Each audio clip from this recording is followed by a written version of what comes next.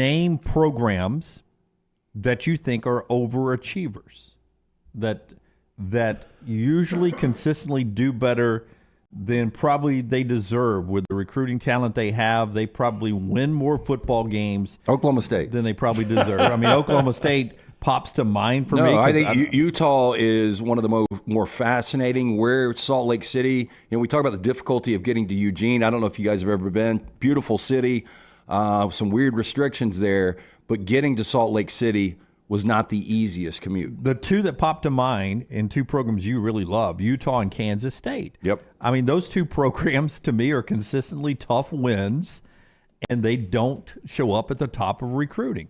Who else do you throw into that conversation? I mean, Iowa State, I know it's gone down a little bit. Yeah, it has dropped a little bit. You got to agree with me on that one. But I do think when you look at the history of Iowa State, I mean, that is arguably it's still one of the more top 5 difficult jobs when you're talking about the Big Four now. I go back to my childhood of finding Dad's Playboys in the closet to look at the 10 worst programs in college football.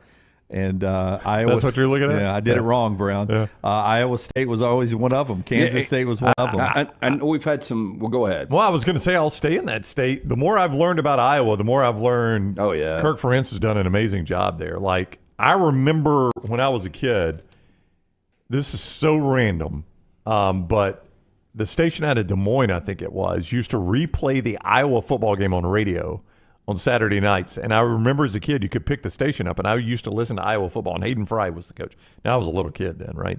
Hayden Fry was the coach. And I remember thinking, man, Kirk Ferentz doesn't hold a candle to Hayden Fry. And you look at what Kirk Ferentz has done, and he's been better than Hayden Fry.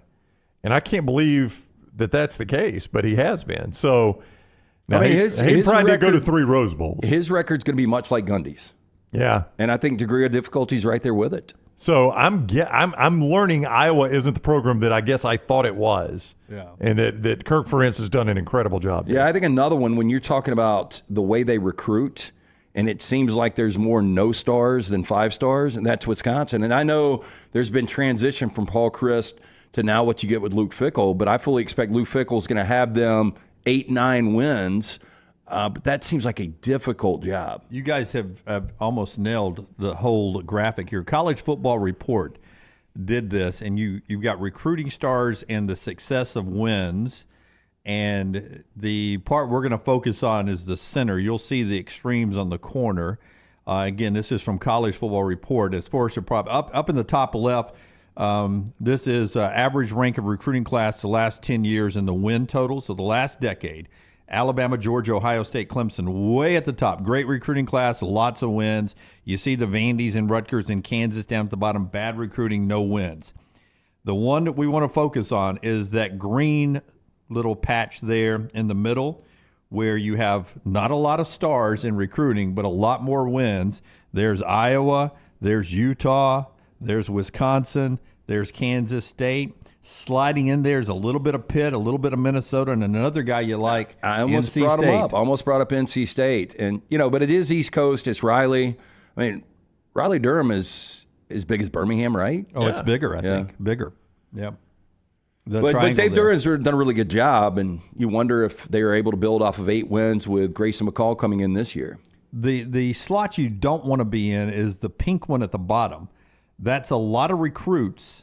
And not much to show for it. Not the wins you expect. Now, this is the last decade. Some of those have worked their way out of that, but a lot of recruiting stars and not a lot of wins. I mean, Texas is there. I just anytime we do something like this, and I see where Texas is, it's just their, I guess, expectations and their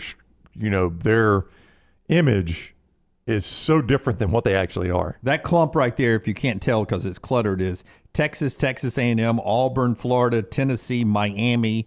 Florida State's just ahead of them. Ole Miss is to the right there. North Carolina's in there. UCLA, South Carolina, Nebraska, Arkansas, Maryland, Arizona State. SC's buried in there. Is USC buried in there too? I mean, when you get that Tennessee, Auburn, A&M, Texas clump, Florida State, USC's peeking their head up. Yeah, I mean that's bad company right there. Yeah, it really is. That's around that 8 win with a lot of recruiting stars. Yeah. So as it says there, you're losing with more talent than winning with more talent. and some programs caught in the middle there of just, being there. And Oklahoma, Michigan, LSU, Penn State, not too bad over the last decade. Just thought it was an interesting report.